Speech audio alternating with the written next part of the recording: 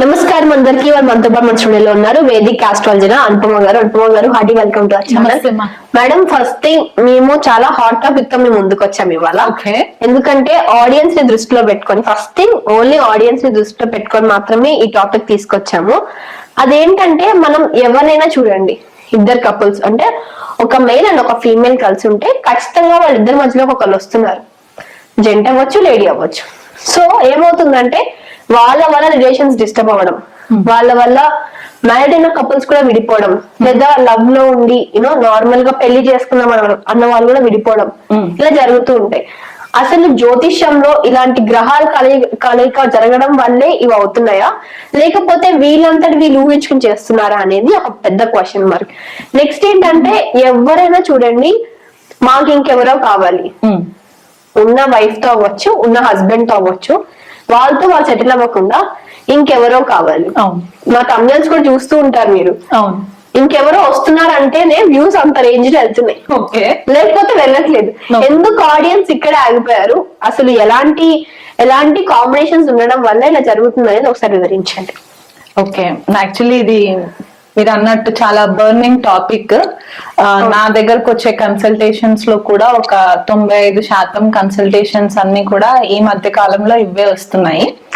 అయితే ఈ ట్రెండ్ ఏదో నిన్న మొన్న వచ్చిన ట్రెండ్ లాగా కాకుండా, మనకి ఇది కోవిడ్ టైం నుంచి కొద్దిగా ఎక్కువ ఫోకస్ లోకి రావడం అనేది జరుగుతుంది అనమాట. ఇక్కడ మెయిన్ రీజన్స్ నాకు అనిపించింది ఏంటి అంటే, 2 మెయిన్ రీజన్స్. ఒకటి, భార్యాభర్తలకి ప్రాపర్ కమ్యూనికేషన్ లేకపోవడం. అంటే అది కెరియర్స్ వల్ల అవ్వచ్చు, లేకపోతే అడిషనల్ రెస్పాన్సిబిలిటీస్ వల్ల అవ్వచ్చు. ఒక ప్రాపర్ కమ్యూనికేషన్ లేకపోవడం వల్ల కూడా కొద్దిపాటిగా ఈ డిస్టర్బెన్సెస్ అనేవి కనిపిస్తున్నాయి.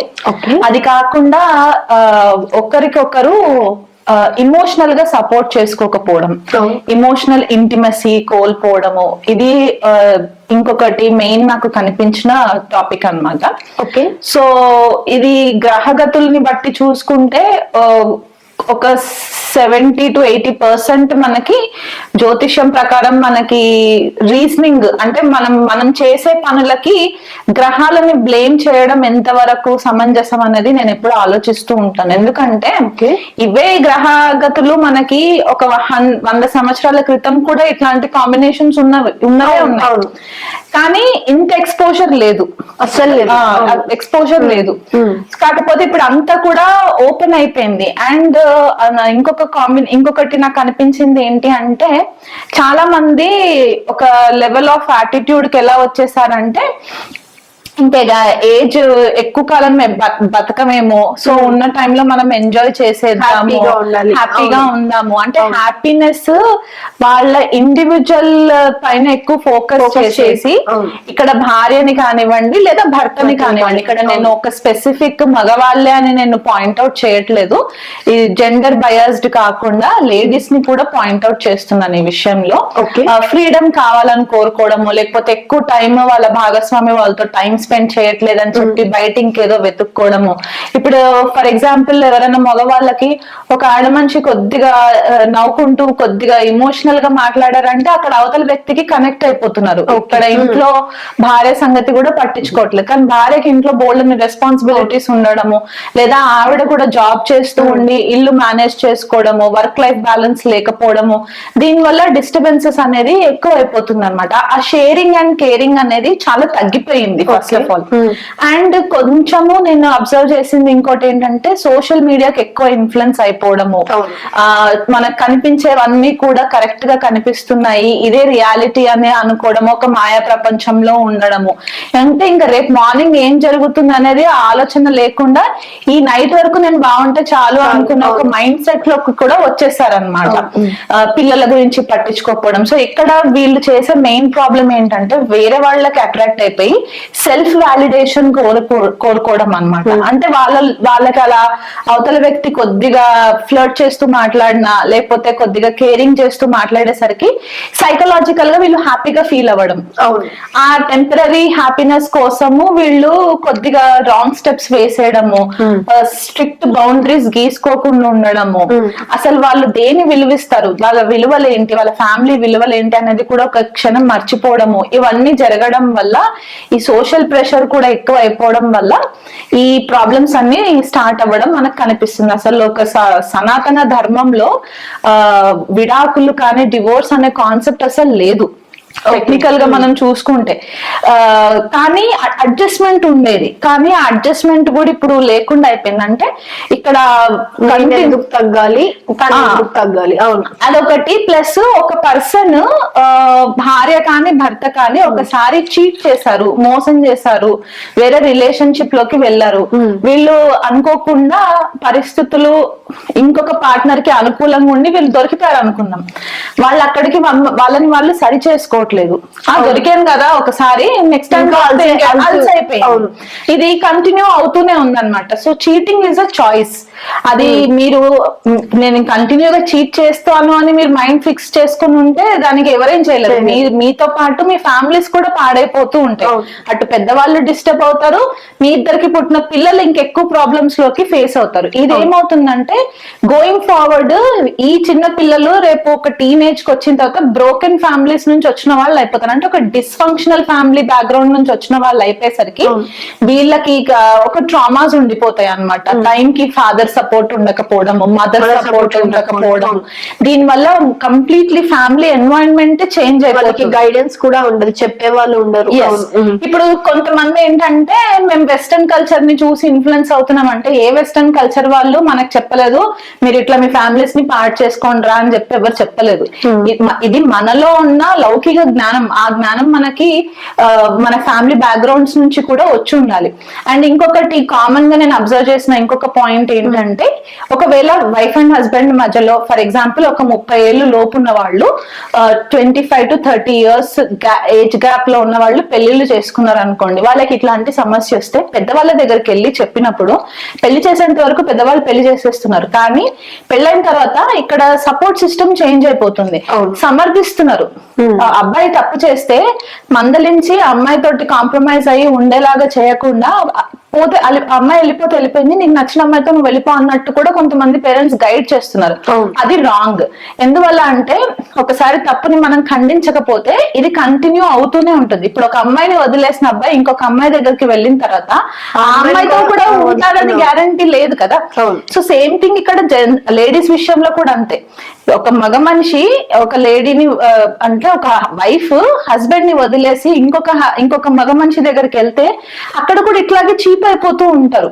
సో వీళ్ళు సెల్ఫ్ రెస్పెక్ట్ కూడా కోల్పోవడం అనేది కూడా కనిపిస్తుంది. సో కాబట్టి ఈ విషయాలన్నీ కూడా కొద్దిగా కేర్ఫుల్ గా మైండ్ లో అనాలిసిస్ చేసుకొని దీనికి ఎవ్వరు కూడా సొల్యూషన్స్ ఇవ్వలేరు.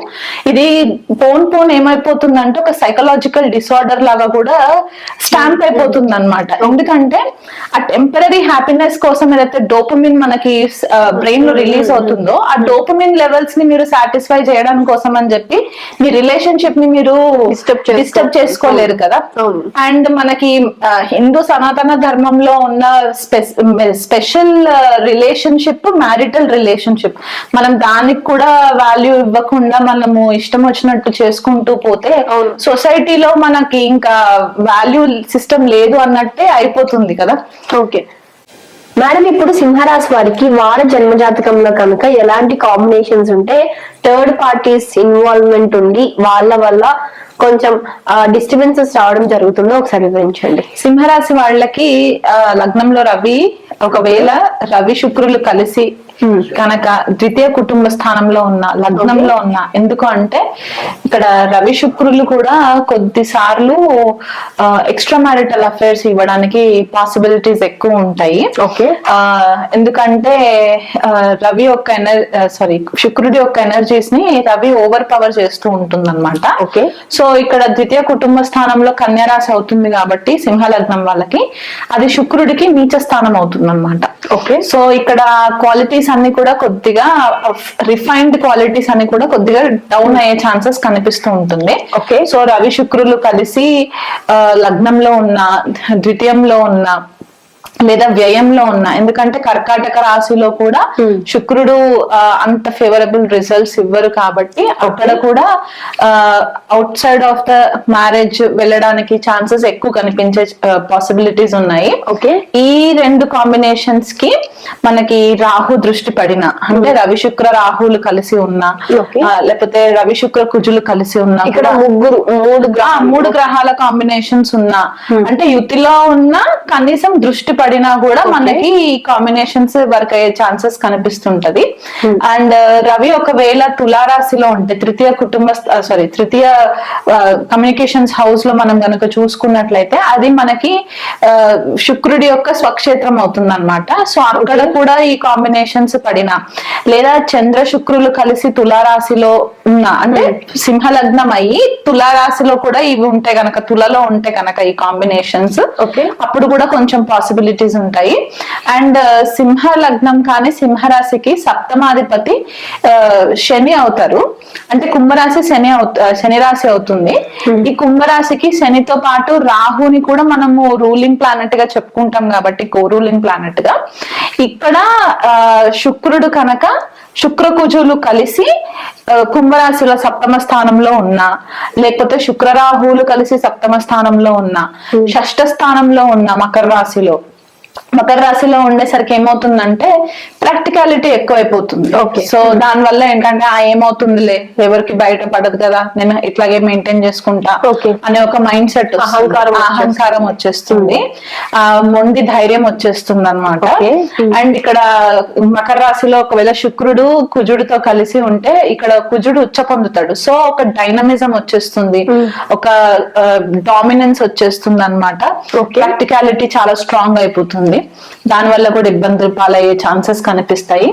ఈ సింహ లగ్నం వాళ్ళకి శుక్రుడు గనక నీచ స్థానంలో కన్యలో ఉన్న, మన కర్కాటక రాశిలో ఉన్న, కేతుతో కలిసి ఉన్న, కొంతమంది జెంట్స్ హారోస్కోప్స్ లో నేను చూసింది ఏంటి అంటే శుక్రకేతువుల యుతి ఉన్నా కూడా ఎక్స్ట్రా మ్యారిటల్ అఫైర్స్ కి వెళ్ళడానికి చాలా పాసిబిలిటీస్ ఉంటాయి. అంటే వీళ్ళ భార్యలు వీళ్ళైనంత మట్టుకు వాళ్ళు ఎక్కువ ఆధ్యాత్మిక మార్గంలో ఉండే ఛాన్సెస్ ఉంటాయి. అండ్ జెంట్స్ కి ఏంటంటే కొద్దిగా వ్యసనాలు ఉండే ఛాన్సెస్ ఉంటాయి అన్నమాట. సో దాని వల్ల కూడా మ్యారిటల్ డిస్కార్డ్ అనేది కనిపిస్తూ ఉంటుంది. కుంభరాశిలో ఇక్కడ కుంభరాశిలో గనక ఈ గ్రహాలు, నేను చెప్పిన గ్రహాలు గనక పడితే అవతల వ్యక్తి చాలా ఎక్సెంట్రిక్ ఉండే ఛాన్సెస్ ఉంటాయి అన్నమాట. అంటే అవుట్ ఆఫ్ బాక్స్ థింకింగ్ ఉండడము, ఎక్కువ ఫ్లర్ట్ చేస్తూ ఉండడము, ఫ్లర్టేషియస్ బిహేవియర్. ఇప్పుడు కొంతమందికి మ్యారేజ్ అవ్వని వాళ్ళు కూడా రిలేషన్షిప్ లో ఉంటూ ఉంటారు, కానీ సడన్ గా బ్రేక్ వస్తూ ఉంటుంది. సో ఇక్కడ ఈ కాంబినేషన్స్ వాళ్ళకు కూడా వర్తించే ఛాన్సెస్ ఉంటాయి అన్నమాట. అందులో సింహరాశిలో మఖా నక్షత్రం ఉంటుంది, పూర్వ ఫాల్గుని, ఉత్తర ఫాల్గుని ఉంటుంది. మఖా నక్షత్రంకి వచ్చేసరికి ఏంటంటే వీళ్ళు కాన్స్టెంట్ గా రిలేషన్షిప్ లో ఉండాలని ఎక్కువ కోరిక ఉంటుంది అనమాట వీళ్ళకి సామాన్య. అండ్ వీళ్ళకి కొద్దిగా హిప్నటైజ్ చేస్తూ ఉంటారు, మనుషులని మాయలో పెట్టేసి హిప్నటైజ్ చేసే ఛాన్సెస్ కూడా ఉంటది, మైండ్ రీడింగ్ చేసే ఛాన్సెస్ ఉంటాయి మఖా వాళ్ళకి. పూర్వ ఫాల్గుని వాళ్ళు ఏంటంటే వాళ్ళు ఎక్కువ భోగాలను అనుభవించడానికి ఎక్కువ ఇష్టపడుతూ ఉంటారు అనమాట. అంటే ప్లెజర్ కావాలి వాళ్ళకి. రిలేషన్షిప్ లో ఉన్నప్పుడు బయట ఎక్కువ తిరగడం, ఎందుకంటే శుక్ర నక్షత్రం అవుతుంది, విలాసంగా ఉండాలనే ఒక ఆలోచన ఉంటుంది అనమాట. సో ఇట్లా బయట ఎక్కువ తిరగడము, రెస్టారెంట్స్ కి ఎక్కువ వెళ్ళడము, ఇంకొక గర్ల్ ఫ్రెండ్ ఉంటే బాగుంటుంది, లేకపోతే ఇంకో బాయ్ ఫ్రెండ్ ఉంటే బాగుంటుంది అనే ఒక ఆలోచనలు రావడము, ఇలాంటి కాంబినేషన్స్ మనకి ఎక్కువ కనిపించే ఛాన్సెస్ ఉన్నాయి.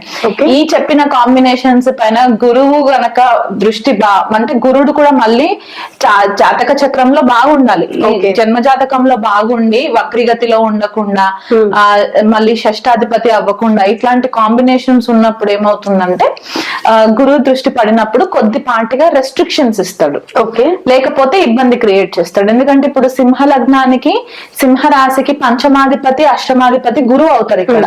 సో అష్టమ స్థానంలో ఇప్పుడు బుధుడు ద్వితీయాధిపతి అయిన బుధుడు శుక్రుడితో కలిసి అష్టమ స్థానంలో ఉన్నారు అనుకోండి, మళ్ళీ ఇక్కడ బుధుడు నీచబడిపోయి అక్కడ కూడా మళ్ళీ ప్రాబ్లమ్స్ క్రియేట్ చేస్తూ ఉంటాడు అనమాట. ఇవే ఇవే కాంబినేషన్స్ మళ్ళీ మనకి నవాంశలో చూసుకోవాలి. నవాంశలో గనక మళ్ళీ ఇవే కాంబినేషన్స్ రిపీట్ అవుతున్నాయి, శుక్రుడు చాలా పీడింపబడుతున్నాడు, చంద్రుడు పాడైపోయి ఉన్నాడు అని అనుకుంటే కనుక మైండ్ స్టేబుల్ గా ఉండదు, పరి విధాలుగా ఆలోచనలు వెళ్తుంటుంది, మనసు వెళ్తుంటుంది. కాబట్టి అక్కడ వీళ్ళకి కొద్దిగా డ్యామేజ్ అయ్యే ఛాన్సెస్ ఉంటాయి. అండ్ ఎప్పుడైతే అష్టమాధిపతి దశలు వచ్చినా లేకపోతే శుక్ర దశలు వచ్చినా, ఇవి బయట రాహు మహాదశలు వచ్చినప్పుడు ఉత్తర ఫాల్గుని నక్షత్రం వాళ్ళకి అనుకోండి, పూర్వ ఫాల్గుని ఉత్తర ఫాల్గుని వాళ్ళకి రాహు మహాదశ మిడ్ ఏజెస్ లో వస్తుంది. సో ఆ టైంలో ఏమవుతుందంటే వీళ్ళకి ఇబ్బంది పాలయ్యే ఛాన్సెస్ ఎక్కువ ఉంటాయి, బయటపడే ఛాన్సెస్ ఎక్కువ ఉంటాయి అన్నమాట.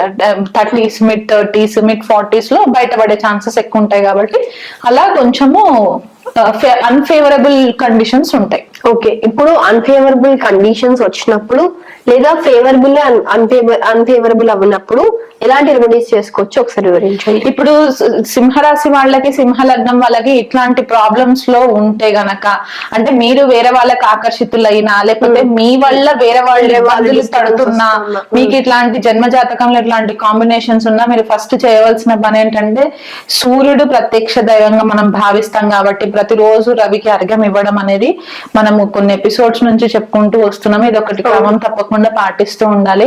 గురుడు ఇక్కడ అష్టమాధిపతి అవుతారు కాబట్టి కొన్నిసార్లు మీకు ప్రాపర్ డైరెక్షన్ దొరకకపోవడము, గురువుల నుంచి కానీ మీ ఫాదర్ నుంచి కానీ ప్రాపర్ గా మీకు గైడెన్స్ రానప్పుడు తప్పటడుగు లేసే ఛాన్స్ ఉంటది. కాబట్టి ప్రతి గురువారం రోజు దగ్గరలో ఉన్న నవగ్రహాలలో గురువుకి 16 ప్రదక్షిణలు చేసుకోవడం వల్ల కూడా మీకు మంచి రిజల్ట్స్ వస్తాయి.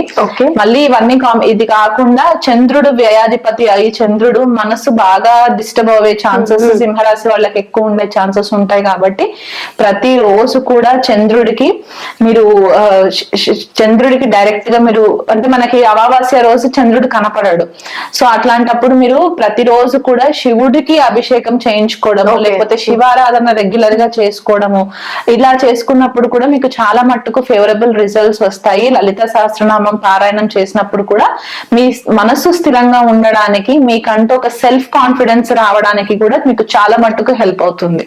ఓకే.